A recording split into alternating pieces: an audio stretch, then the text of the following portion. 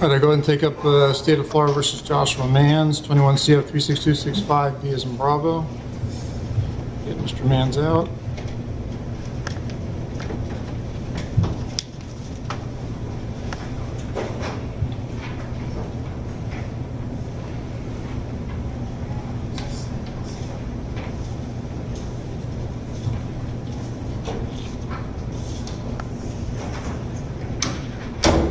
The record reflects Mr. Manns is seated at defense table, defense counsel.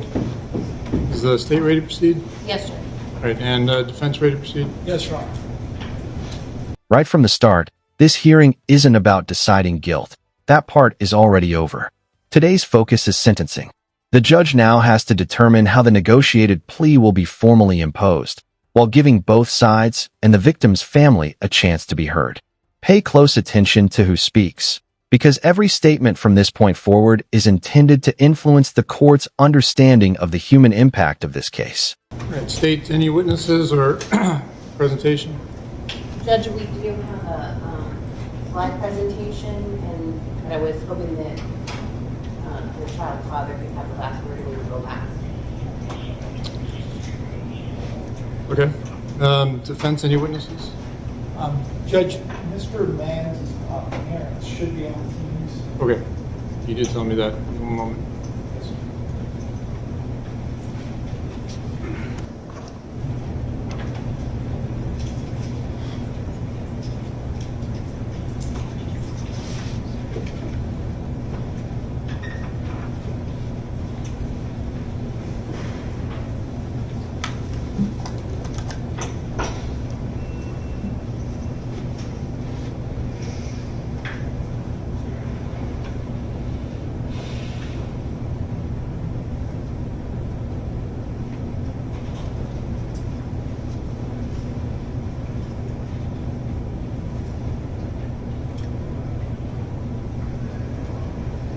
Can we check what channel it is?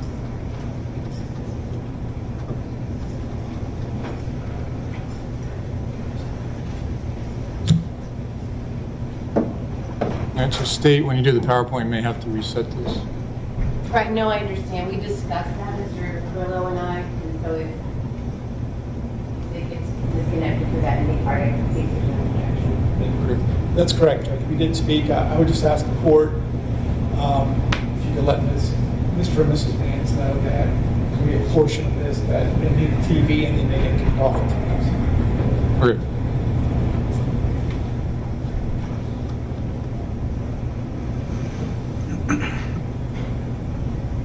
Judge, to be candid, I did speak to Mrs. Mann's over the weekend. It's probably going to be a last-minute decision whether or not she actually does make a statement, but she Okay. wanted the opportunity.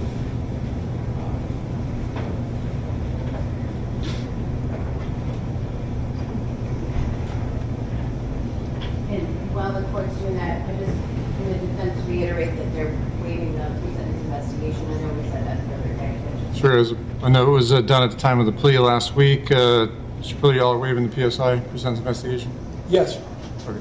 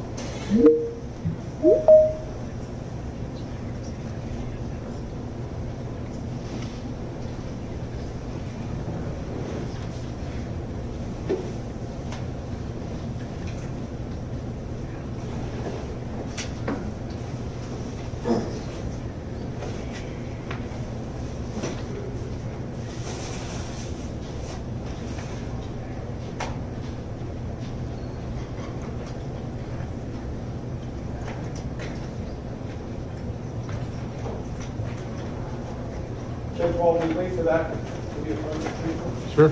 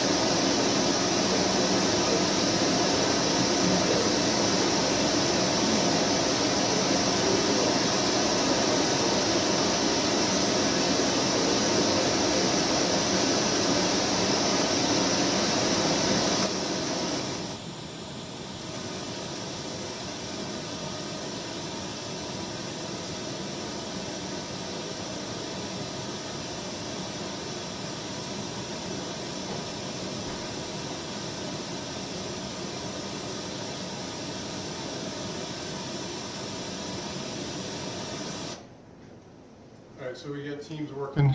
Should have Ms. Manns on Teams. Ms. Manns, can you hear the court?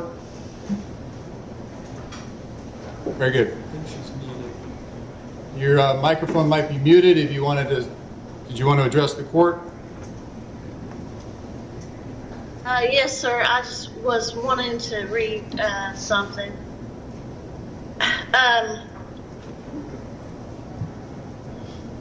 There are times things happen that we just don't understand.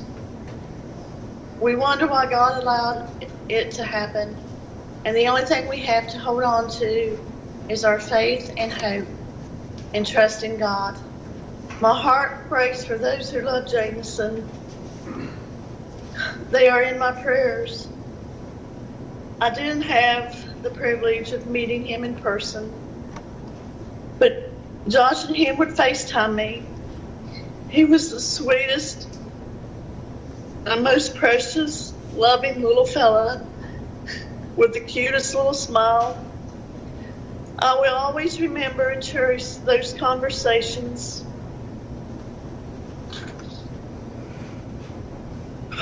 I know you don't know my son, but he's not a bad person. He is a good young man. He's kind, intelligent, loving, giving, and has a funny sense of humor, and so much more. I'm not just saying that because he's my son. I'm not that kind of mama. Anyone that knows me knows that. There are many other people who will tell you the same. We all are human, which means we're not perfect. We always make the wrong decisions, and we all have regrets. Some days when we spoke on the phone, I'd been having a bad day.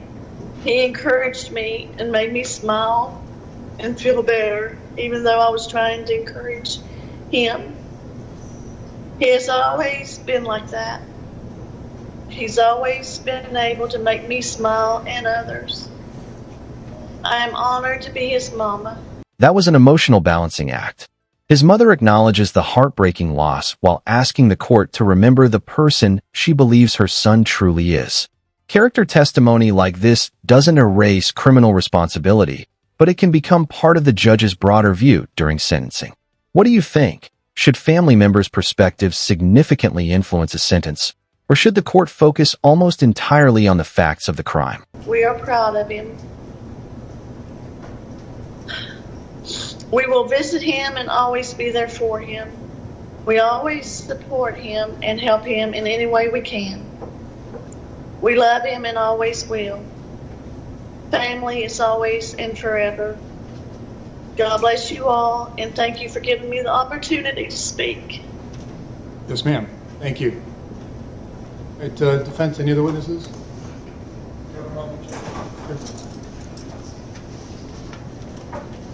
Judge would call Dakota Manns. All right.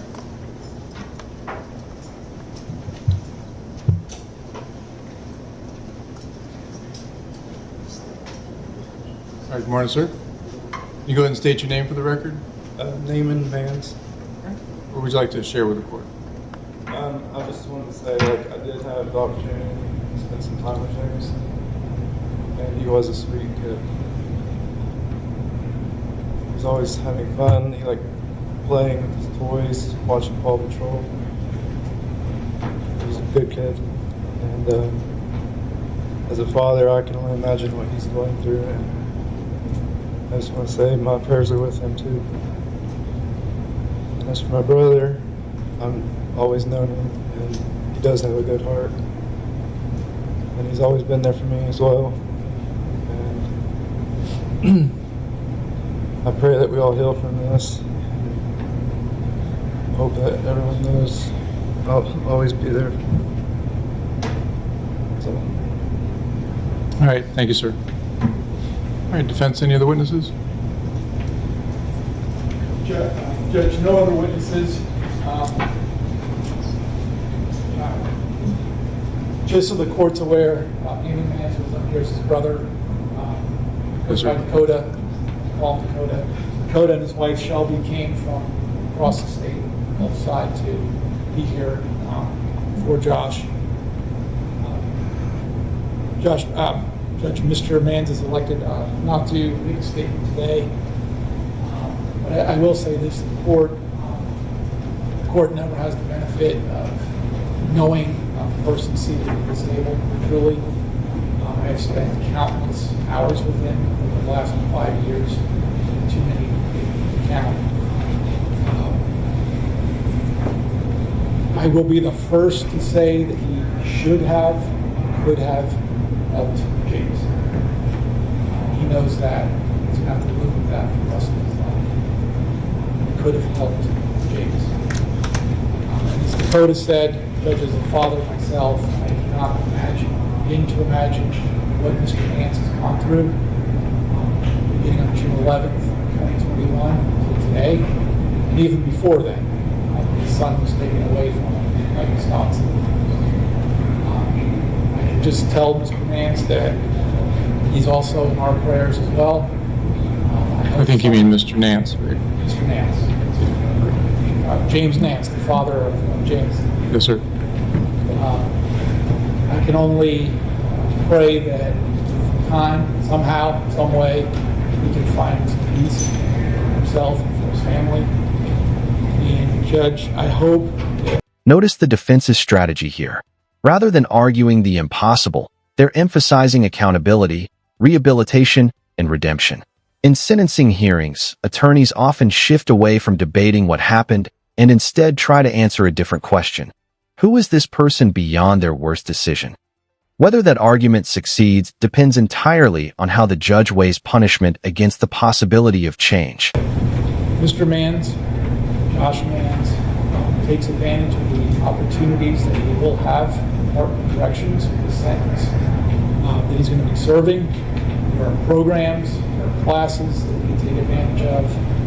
It will be a roadmap for him to follow, to hopefully find peace within himself, healing with his family, but also rehabilitation and redemption. We believe that people are better than their worst moments. I hope that Mr. Mans can show that to many people years from now. Never forget that all life is sacred. Hopefully Mr. Mans can truly find that redemption. Thank you. All right. Thank you, Mr. Perillo. Ms. Barrett, state have any witnesses? Presentation. Sure.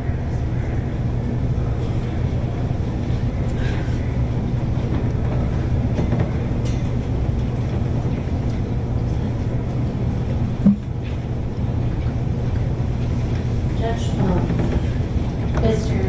Nance does not want to address the court at this time. He did prepare a slideshow that we'd like to play for the court. Understandable. Thank you. Moments like this often carry more weight than pages of legal arguments. Victim impact presentations remind everyone in the courtroom that behind every charge, statute, and sentence is a real life that can never be replaced. It's a powerful transition from discussing legal responsibility to confronting the lasting human consequences of the crime. All right, folks, Mr. and Mrs. Mans, I'm going to have to take you out for teams because it's the only TV I have in the courtroom, unfortunately, for this slideshow to play, okay? All right, thank you, folks.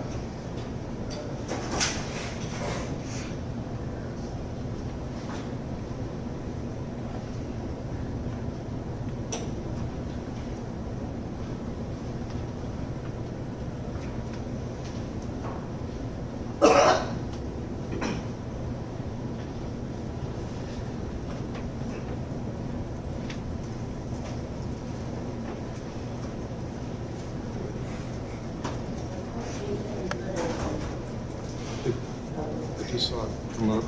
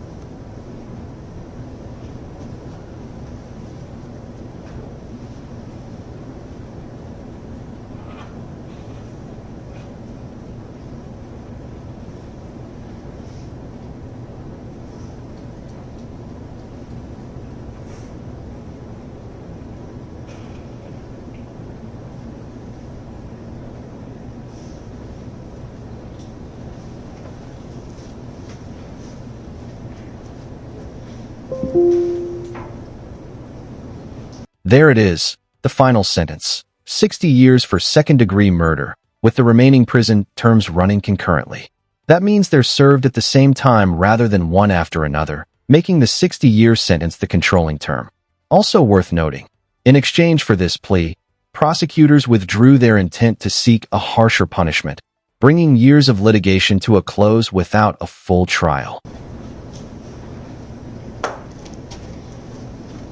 All right. State, any other witnesses? No. All right, Mr. Mans, I'm going to have you join your attorney at the podium, sir.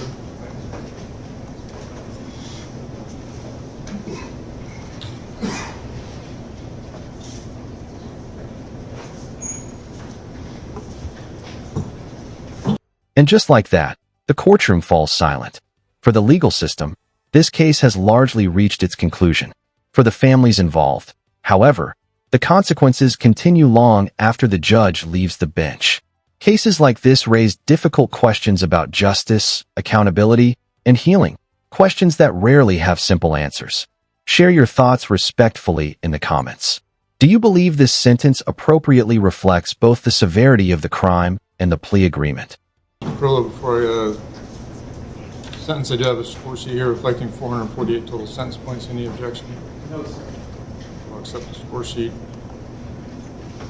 Mr. Mans, I'm going to sentence you as outlined in the negotiated plea agreement with the state of Florida. As to count one, on the lesser included offense of second-degree murder, I will adjudicate you guilty. I'll sentence you to 60 years in Department of Corrections, less credit for time served. I'll order standard court costs, cost of prosecution, cost of defense, cost of investigation of $569.07 to the Brevard County Sheriff's Office. I'll order cost of investigation of $1,766 cost of investigation to West Melbourne Police Department. As to count 2, aggravated child abuse, I'm going to adjudicate you guilty, sentence you to 30 years in Department of Corrections, less credit for time served. We run concurrent with count 1. Count 3, aggravated manslaughter of a child, I'll adjudicate you guilty. I'll sentence you to 30 years in Department of Corrections, less credit for time served, concurrent with counts 1 and 2. As to count 4, child abuse, I'll adjudicate you guilty, sentence you to 315 months in Department of Corrections, less credit for time served. And that count shall run concurrent with counts 1, 2, and 3. I'll order standard court costs on all counts, and I'm going to convert all monetary obligations to a civil lien. State, did I miss anything? Just in exchange for the plea and the court accepting the plea, the state will orally announce a notice of withdrawal of our notice of intent to seek it. Very well, thank you. Mr. Pill, did I miss anything? No, sir. All right. Lastly, Mr. Mannix, you have 30 days to appeal this judgment and sentence. If you get on for an attorney, I will appoint one to represent you. If you'd like to. All right, court will be in recess.